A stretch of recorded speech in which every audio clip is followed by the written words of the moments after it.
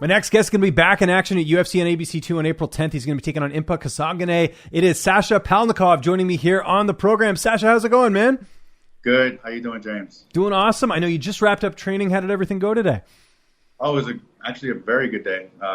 Thanks that you mentioned that. It was a really good day today. Weather was perfect. I was at the PI this morning, ran into funky Ben Askren. It was good vibes there. And then hit my strength and conditioning this afternoon with Primetime Performance. Lorenzo Pavlica put me through a sick workout and feeling like $1 million, man. I'm ready to go. Did you get a chance to speak to Askren? And when you said you ran into him, was it like a short encounter, or did you get to talk to him at all? Yeah. No, we were hanging out. His boxing coach is actually he used to live in Hong Kong and work there. So my coach as well as Ben Askren's coach have a relationship, and we were all able to just kind of kick it after training and talk about a few stories and just give our kind of 2 cents on what we thought Askren was going to accomplish on the 17th of April, and I'm excited for that fight too. So it's going to be a good one. Let's talk about your fight, man. It seems like you got a decent amount of notice. When did you find out about this fight, I should say? I think it was end of February. Nice. I think it was 5 weeks was the the time, the duration. It was perfect considering I got only 2.5 weeks for the debut. Right, a little bit better than the last time, right? In terms of the notice. Absolutely. Yeah. Coming in healthy, being able to progress in the time that I've had since my last fight. Not only have I gotten bigger and stronger, just everything has improved in that time, and also being in the UFC, being able to utilize the facilities and the benefits that being a UFC athlete brings you. I'm really able to take that all in, and I can't wait to go on April 10th. I was going to ask you about that actually, because I do notice you're fighting at middleweight. I know you fought in both weight classes in your career, welterweight and middleweight. Is there a preference, or what's sort of the reason for having this fight at 185? Oh no, this fight's at welterweight. Is it really? Tapology has it listed as middleweight, so I wanted to confirm that. That's interesting. Change that. You got to change it up. Okay, good. That's why I check this stuff, so it's good. There you go. Okay. No, 170 pounds is my division. I've never lost at 170 pounds. The only times I've ever lost was fighting guys that have come in overweight at 85 and at catch weight. So 170 pounds is my division. That's where I will stay, and that's where I will dominate. At 185, I know Impa's coming down. He's a lean guy, so it'll be interesting to see him drop that weight. But either way, I'm still the bigger, longer opponent in the 170 division, regardless of Impa. So I'm excited. This is something that I've been working for a very long time. Weight has never been an issue for me. At 85, I usually walk around 190 pounds, so I would never really have to cut. But I'm always at a comfortable weight, feeling strong, feeling fast, and I'm excited to welcome him to the division. Was this the right amount of time off in between fights, or were you trying to get in there a little bit sooner? To be honest with you, I wanted to get back sooner, and I was kind of feeling a little bit of anxiety, like, when are they going to put me back in? But I went after that fight. I was fortunate enough to be able to go and visit my fiance in France, with the whole lockdowns and stuff, and it was nice to get that kind of change of pace and just kind of relax, enjoy the Christmas holidays and the New Year. And I was back here in Vegas on the 5th of January, and we've just been, hitting that button and just waiting for that call. I just didn't know if it was going to come short notice, but once it did eventually come, 5 weeks was perfect. I'm usually like 5 to 6 weeks is like my preference. Even 4 weeks is okay. And yeah, like I said, everything worked out perfectly. And like I said, I can't wait for April 10th. How do you feel like you match up against Impa in this fight? Impa's the one word that stands out. He's powerful. He comes out, he throws powerful shots. He's an athlete. But if I'm being honest with you, I feel like he's relatively new in the game. I wouldn't say he's a martial artist. This is something that I've been doing since the age of 5, and I see a lot of holes in his game, and I see a lot of things that I can capitalize on. Don't get me wrong. I mean, the dude's a beast. He's going to come out motivated, especially coming off of the loss he had last year. I just feel like, I'm the more technical fighter. I have better footwork. I move better. I'm just more of an exciting fighter, in my opinion. And I think it's just going to be the kind of matchup that everyone is going to be excited to watch. Someone that tries to finish fights and somebody that throws with power. It can only be fireworks. So hopefully we get another fight of the night candidate right there. Who are some of your main training partners for this camp? I know there's a lot of people at the gym, but is there anyone you're working with a little bit more than others? Yeah, I work for all my stuff since I've been in Vegas. I work primarily, with the bigger guys, Sean Strickland, Chris Curtis. They're 185ers, and they're always pushing me. Last night I was moving around with Strickland in the racquetball court in the building that I live in, and I work with everyone. I don't need a specific guy to mimic a certain person. As long as I'm in shape, as long as I'm ready to go, sharp, it doesn't really matter. But big credit goes to Strickland and Chris Curtis because those guys really they push me. They don't make it easy for me, and I know if I can hang with those guys, then I can hang with anyone. So, working at Syndicate, working at the PI, Matthew Polino, he's my striking coach. We've been, that's my best friend. We've been together for a long time. He's actually my roommate. So, he's been putting me through everything that needs to be put through. I feel sharp, and my strength and conditioning is on point. So, everything is lining up how it should. What's it like training with Sean? He's a pretty intense guy from, just talking to Sam Alvey and some of the other people that have got to work with him in a good way, right? It's all business. He's, you go in there, you got to be on your toes when you're, sparring with Sean, right? Oh, absolutely.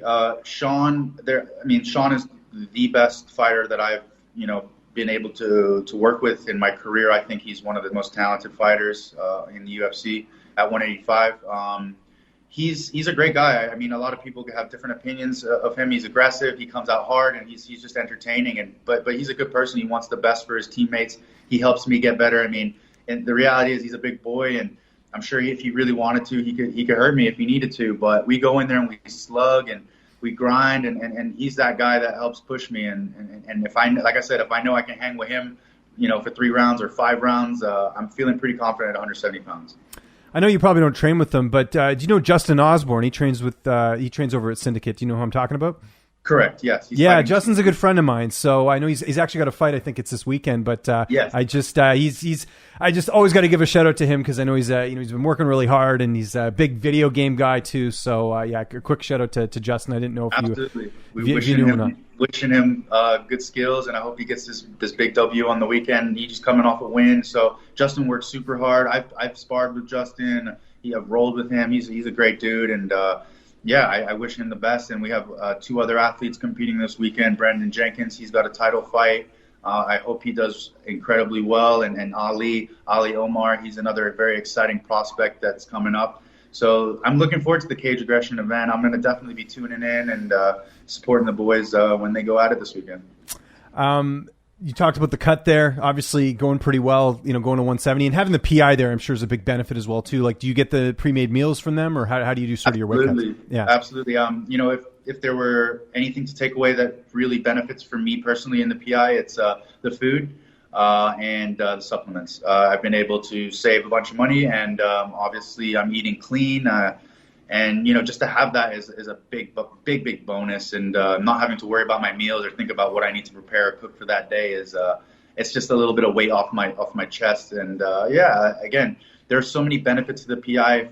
Thankfully I don't have any injuries or anything like that. But if I ever have anything that I need to get taken care of, I'm covered. The PI has an incredible staff there, and they're just all such good people. So it's just great. It's just a great environment, and I'm just so happy and blessed to be where I am at this point right now.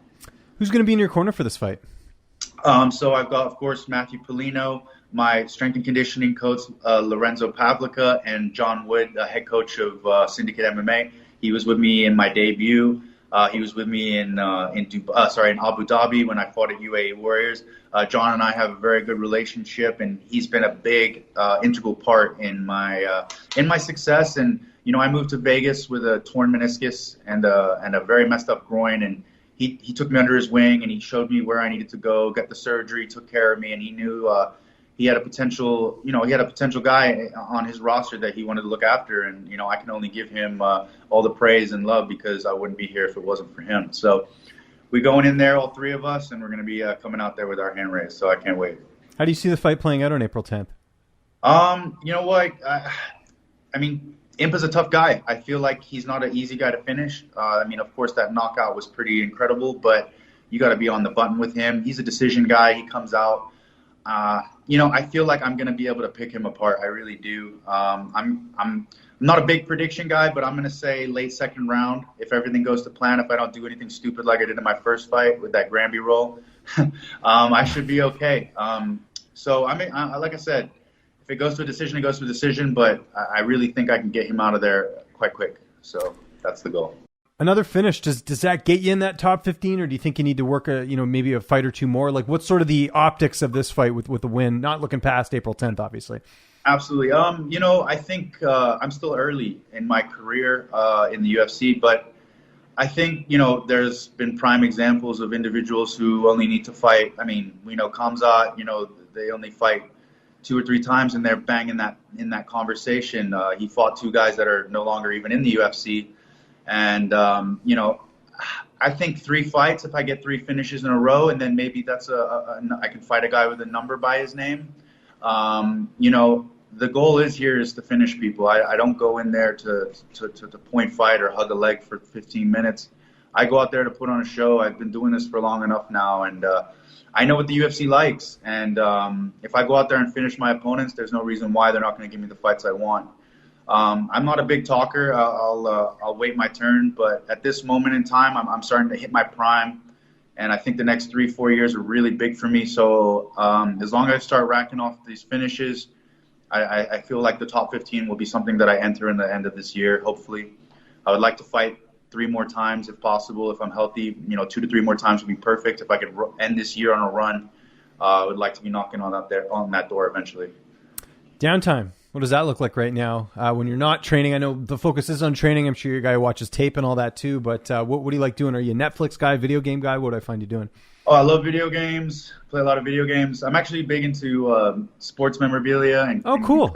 Collecting cards. Me and my coach Matt, we were big into that. We love sports. I love all other sports. I'm a big every UFC event I watch. I'm a huge UFC guy, huge combat sports guy. So when I'm not getting ready for stuff, I'm usually watching what other people are doing in the sport. But yeah, video games and collectibles have been a big thing that we've been, kind of obsessing over the last few months. And yeah, it's just something that I'm kind of trying to open up my arsenal a little bit, because I know there's a lot of sports fans. I just recently had someone send me a bunch of photos to sign, and they collect, and I was like, oh, that's awesome, because I used to do that as a kid.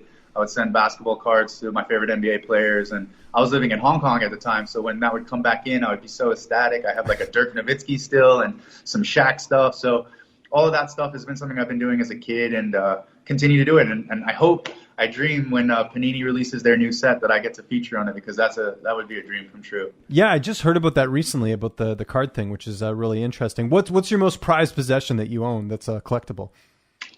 Right now, I have a couple of really good LeBron James rookie cards. Really? Okay, cool. Yeah, 2003. I have a couple Kobe's when he was number 8 and 24.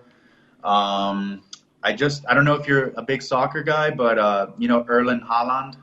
I don't. Soccer's not on my radar, but I'll take your word for it that it's probably pretty cool. So he's like the next Messiah. So okay. I have a couple of his rookie cards that are gonna probably blow up very soon. And to be honest with you, the low key one that's just shot out of nowhere is Dragon Ball Z. Yeah, I've heard that too. Yeah, it's interesting. Yeah. So my new nickname, I'm Krillin from Dragon Ball Z. If you're a follower, and we're getting big into the Dragon Ball Z collecting, and a lot of people are getting into it now. So I think it's a very profitable thing, and it's something that as kids we grew up watching. So it's something that we do for fun, and the artwork is actually pretty cool. They've got these new with the whole NFTs and all that stuff, but I'm kind of I like physical. I want to have that. Same here. Art. Yeah, I'm definitely old school that way. I'll tell you one collectible I have. It's not a card, but I have one of the old, and they only made I think a handful of these. The Affliction poster. Remember Affliction MMA? The Absolutely. poster with Randy Couture and Fedor Emelianenko. Not only do I have the poster, Sasha, I've got it signed. And I looked on eBay. It's worth $6,000 or something. It's something crazy. Holy smokes, that's awesome. So that's I mean, I'm going to keep it as long as I can, because obviously, I'm a collector in that. I have a lot of posters, as you can see in my office. Awesome. But yeah, that's one of the prized possessions that I have. But nothing like NBA or anything. That's pretty. Is it framed? It is framed. Yeah. That's awesome. Yeah, my MMA memorabilia game is pretty slacking right now. It's just, my memorabilia for myself, and then a couple of the posters, obviously, that I just recently fought at UFC 255. So those are going to get framed. I'm just in the process of buying a new place. So once I get out of this rental, I'll be able to kind of set it up my way, and hopefully make a man cave. That's exactly. The next time we have an interview, I'll have a nice, pretty black background like you. So Yeah, it took me a while. There was forever when I was doing my interviews, I was in my old bedroom when I lived in a condo, and then we bought a house, and then I turned this laundry room into an office, and now it's like kind of like a man cave. I've got an arcade in here as well, so it's really awesome. cool. So. I really like it. It's cool. The background I appreciate that. No, that's awesome. I aim to please. Sasha, this was awesome, man. We could have gone way longer. We're looking forward to this fight. It is at UFC on ABC2, April 10th. Anyone you want to thank? Any sponsors? Any social media? I'll give you the last word. Absolutely.